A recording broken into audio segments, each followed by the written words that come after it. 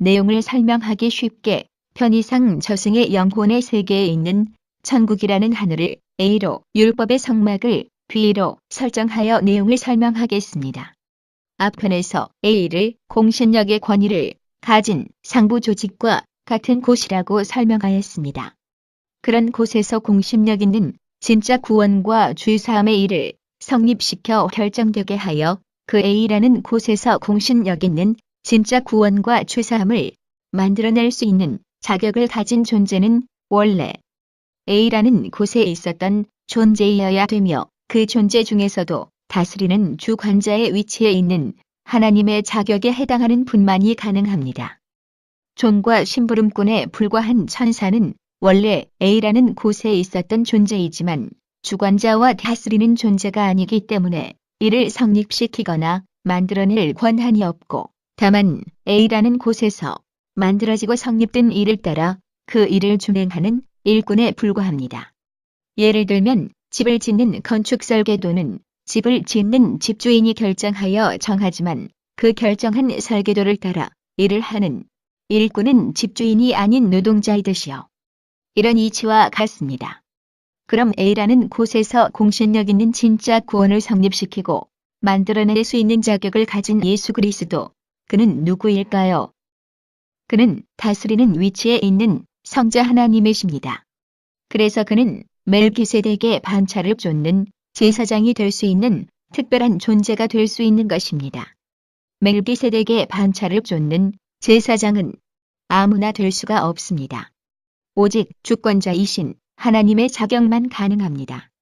히브리서 7장 1절부터 4절에 멜기세덱의 이름을 해석한즉 살렘의 왕이며 의의 왕이요 태어나게 한 부모가 없어서 그의 존재가 탄생하여 생겨난 존재의 시작점이 없고 존재의 끝도 없어서 영원전부터 영원까지 존재하는 존재로서 하나님의 아들, 즉 하나님과 닮았다라고 설명하고 있죠. 일반 사람은 부모로부터 태어날 때 자신의 존재가 시작되는데 그러나 존재의 시작과 끝도 없이 영원전부터 있었고 영원까지 존재하는 무한한 영원성을 가진 멜기세덱의 특징은 하나님의 아들, 즉 하나님의 특징입니다. 그래서 멜기세덱의 반차를 쫓는 제사장이 될 수 있는 자격도 하나님의 자격을 가져야 될 수 있습니다. 예수님께서 멜기세덱의 반차를 쫓는 제사장이 되었다라는 사실만으로도 예수님은 하나님이다라는 것을 드러내는 것입니다. 이 대목에서 신천지의 모순이 두 가지가 드러나는데요. 첫 번째는 예수님을 일반 사람 중에서 하나님의 선택을 받아 성령 받고 구원자 노릇한 존재, 즉 근본적으로는 일반 사람의 출신으로 보는 관점입니다. 예수님은 본래 A라는 곳에 있었던 성자 하나님이었으니 일반 사람이 아니죠. 그래서 신천지가 틀린 것입니다. 두 번째도 마찬가지로 히브리서 7장 4절에 언급한 하나님의 아들에 대한 개념을 일반 사람이 하나님의 선택을 받고 구원자 노릇한 존재, 즉 일반 사람의 출신으로 보는 점입니다. 이것도 엉터리인 이유는 히브리서 7장 4절에 멜기세덱의 무한한 영원성을 언급하며 하나님의 아들과 닮았다라고 하였으니 하나님의 아들도 무한한 영원성을 가진 하나님임을 드러내는 것이니 어떻게 영원 전부터 계신 구원자 하나님의 아들이 존재의 시작이 있고 유한한 특징을 가진 일반 사람이 될 수 있겠습니까? 그래서 신천지는 엉터리입니다. 예수님은 원래 공신력 권위기관과 같은 A라는 곳에 있다가 그곳에서 공신력 있는 진짜 진정한 구원과 죄사함을 만들어내기 위해서 우리가 사는 이 땅에 태어났습니다. 그 이유는 A라는 곳에서 공신력 있는 진짜 구원과 죄사함을 결정되게 하기 위해서는 십자가의 죽음과 부활이라는 조건이 필요하였기 때문입니다. 그 조건을 다 충족시키기 위해서 세상에 태어난 예수님은 십자가에서 죽으시고 부활하심으로 말미암아 A라는 곳에서 필요한 조건을 다 갖추시고 A라는 곳에 승천하여 올라가 A라는 곳에서 공신력 있는 진짜 구원과 죄사함을 결정되게 하여 선포하게 하였습니다. 예수님은 이처럼 진짜 참된 장막인 A라는 곳을 무대 삼아 제사장 역할하는 진짜 참된 제사장이십니다. 이런 이치를 알아두시면 좋겠습니다. 진짜 제사장은 진짜 제사장이시니깐 진짜 장막을 상대로 제사장 역할하고 또 공신력 있는 진짜 구원과 죄사함을 만들어낸다라는 이치입니다. 그 진짜 제사장은 예수님이시고 그 진짜 장막은 A라는 곳이며 그곳은 공신력의 최고 권위의 기관입니다. 반대로 B는 A라는 곳의 의미를 담은 상징물일 뿐이며 비유일 뿐입니다. 그래서 가짜의 성질입니다. 진짜라는 A의 의미를 담은 상징물과 비유물에 불과하니 가짜이며 진짜인 A가 아니니 가짜이지요. 그 가짜인 B를 대상으로 제사장 역할하는 율법의 제사장도 예수님을 나타내기 위한 상징물과 비유물에 불과한 가짜입니다. 이것도 이런 원리로 이해하시면 되겠습니다.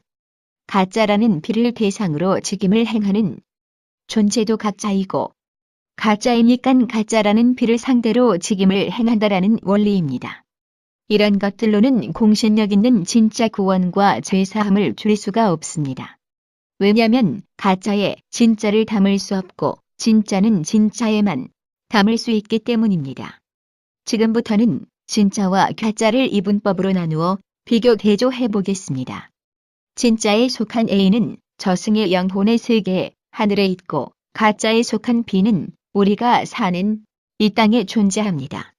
진짜에 속한 A를 장막 삼아 제사장 역할하는 존재는 원래 A에 있었던 권위자여야 하며 그분이 예수님입니다.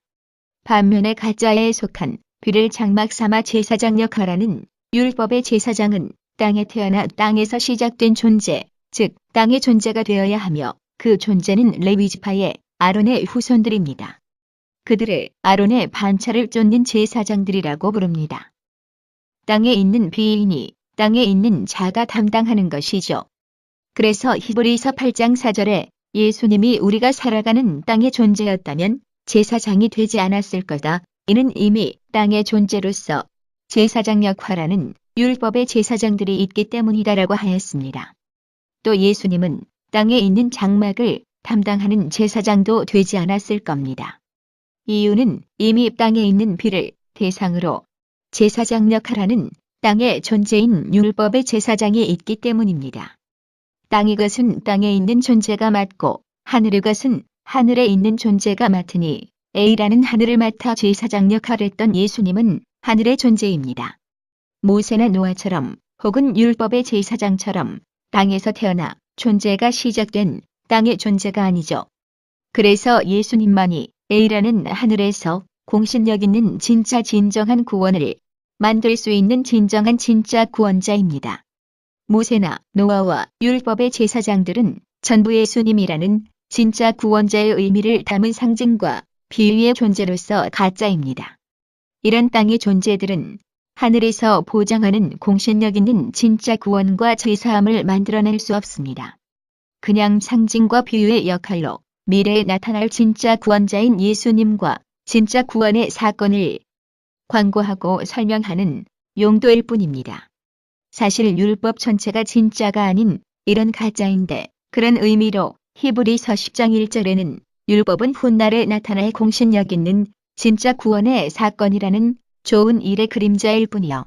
참 형상, 즉 진짜의 모습이 아니다라고 하였죠. 이런 가짜에 불과한 것으로는, 즉 율법으로는 진짜에 속한 공신력 있는 진짜 구원과 진짜 죄사함을 줄 수 없습니다. A라는 하늘이 아닌 율법은 우리가 사는 땅에서 만들어준 것이기 때문에 땅의 장막에서 땅의 존재가 제사장 역할하는 사례처럼 율법은 땅의 육적 창조물로 재료 삼아 만들었습니다. 즉 율법은 땅에서 하나님이 광고와 설명의 용도로 내신 것입니다.